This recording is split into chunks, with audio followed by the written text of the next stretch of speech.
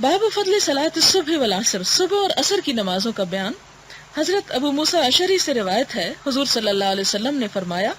جس نے صبح اور عصر کی نمازیں ادا کی وہ جنت میں داخل ہو گیا۔ اور صبح کی تو آپ کو پہلے بھی معلوم ہے کہ مشکل نماز ہے، اور عصر کی اس لیے کہ وہ دن کے اختتام کا وقت ہوتا ہے، اور عموماً انسان اپنے کاموں کو مکمل کرتے کرتے اس میں تاخیر کر دیتا ہے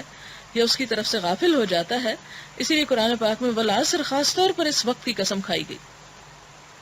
حضرت ابو زہیر عمارہ بن رویبہ رضی اللہ تعالی عنہ سے مروی ہے، فرمایا میں نے حضور صلی اللہ علیہ وسلم کو یہ فرماتے سنا،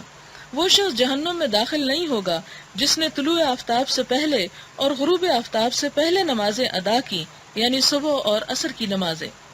حضرت جندب بن سفیان سے مروی ہے، فرماتے ہیں کہ حضور صلی اللہ علیہ وسلم نے فرمایا، جس شخص نے صبح کی نماز ادا کی وہ اللہ تعالیٰ کی حفاظت میں ہے،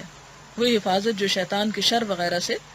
اور اے ابن آدم ہوشیار، اللہ تجھ سے اپنی حفاظت کے سلسلے میں کوئی باز پرس نہ فرمائے کہ میں نے تو تجھے پروٹیکشن دی تھی، پھر تو نے اس نعمت کا کیا شکر ادا کیا۔